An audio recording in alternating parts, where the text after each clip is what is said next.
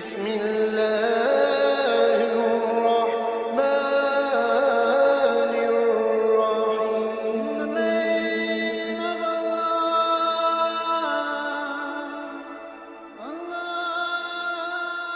بسم اللہ الرحمن الرحیم. شروع اللہ کے نام سے جو بڑا مہربان اور نہایت رحم والا ہے. دوستو، آج کی ویڈیو میں ہم علوی خاندان کی ایک عورت کا واقعہ بیان کریں گے. علوی خاندان کا ایک شخص بلخ میں رہتا تھا جو عجم کے شہروں میں سے ایک شہر ہے. اس کی بیوی اور لڑکیاں تھیں اور اللہ تعالیٰ نے انہیں ہر قسم کی نعمتیں عطا کی تھیں. وہ فوت ہو گیا تو اہل و عیال کو اس کے مرنے کے بعد فقیری اور تنگ دستی نے آ گھیرا.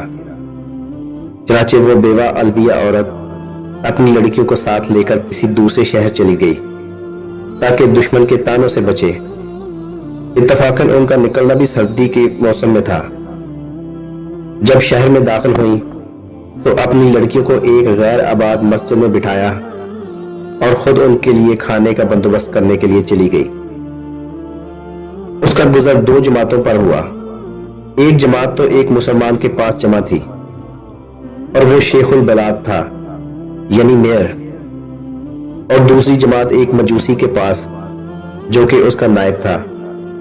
پہلے تو گئی مسلمان کے پاس اور اس کو اپنا حال سنایا اور کہا کہ میں ایک علوی شریف خاندان کی عورت ہوں اور میرے ساتھ یتیم لڑکیاں ہیں جن کو میں نے ایک غیر آباد مسجد میں بٹھایا ہے اور آپ سے آج کی رات کا کھانا مانگتی ہوں. اس نے کہا کوئی گواہ لا میرے پاس کہ واقعی تو علوی خاندان کی عورت ہے. خاتون نے کہا میں ایک اجنبی عورت ہوں، اس شہر میں مجھے کوئی نہیں جانتا. چنانچہ اس شیخ البلد نے منہ موڑ لیا اور وہ عورت شکستہ دل ہو کر چلی گئی. پھر وہ اس مجوسی آدمی کے پاس آئی اور اپنا حال اس کے سامنے بیان کیا کہ میرے ساتھ لڑکیاں ہیں اور میں ایک علوی شریف خاندان کی عورت ہوں، اور شیخ البلد کے پاس جانے کا قصہ بھی بیان کیا. وہ مجوسی فوراً اٹھا اور اپنی عورتوں کو بھیجا کہ اس عورت کو لڑکیوں سمیت میرے مکان پر لے آؤ. پھر ان کو نہایت ہی نفیس کھانا کھلایا اور بہترین لباس پہنایا.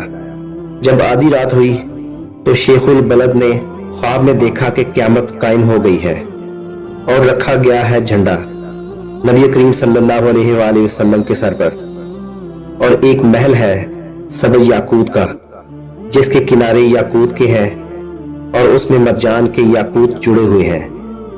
پھر کہا شیخ البلد نے یا رسول اللہ صلی اللہ علیہ وآلہ وسلم یہ محل کس کا ہے؟ آپ صلی اللہ علیہ وآلہ وسلم نے فرمایا یہ مسلمان کے لیے ہے. اس نے کہا یا رسول اللہ صلی اللہ علیہ وآلہ وسلم میں مسلمان ہوں. تو آپ صلی اللہ علیہ وآلہ وسلم نے فرمایا میرے پاس گواہ لا کہ تو واقعی مسلمان ہے. وہ سن کر حیران رہ گیا تو فرمایا نبی کریم صلی اللہ علیہ وآلہ وسلم نے وہ عورت علویہ جب تیرے پاس آئی تھی تو تو نے بھی یہی کہا تھا کہ میرے پاس گواہ لا، واقعی تو علویہ عورت ہے. سو اسی طرح تو بھی آج گواہ لے کر آ میرے پاس کہ واقعی مسلمان ہے. جب خواب سے بیدار ہوا تو نہایت غمزدہ پریشان تھا. بیدار ہوتے ہی دریافت کیا کہ وہ عورت کہاں ہے. جب معلوم ہوا کہ وہ عورت مجوسی کے پاس ہے، اس نے آدمی بھیجا کہ مجوسی میرے پاس لاؤ. چنانچہ وہ لایا گیا تو اس نے اس سے کہا کہ میں یہ عورت علویہ تجھ سے مانگتا ہوں. اس نے کہا یہ کام بہت مشکل ہے اور مجھ کو بلا شبہ بہت برکات حاصل ہوئی ہیں. اس نے کہا مجھ سے 1000 دینار لے لے اور ان کو مجھے دے دے. اس نے جواب دیا یہ بہت مشکل ہے، میں انہیں واپس نہیں کروں گا. مجوسی نے کہا جو چیز آپ چاہتے ہیں میں اس کا زیادہ مستحق ہوں، اور وہ محل جو آپ نے خواب میں دیکھا ہے وہ میرے لیے بنایا گیا ہے. کیا تم میرے سامنے اپنا اسلام ظاہر کرتے ہو؟ اللہ کی قسم جب تک میں اور میرے اہل و عیال تمام کے تمام اس علویہ کے ہاتھ پر مسلمان نہیں ہوئے رات کو سوئے نہیں تھے. میں نے خواب میں اسی طرح دیکھا کہ جس طرح تم نے دیکھا ہے، اور مجھے رسول پاک صلی اللہ علیہ وآلہ وسلم نے فرمایا کہ وہ عورت علویہ اور اس کی لڑکیاں تیرے پاس ہے۔ میں نے عرض کیا جی یا رسول اللہ صلی اللہ علیہ وآلہ وسلم۔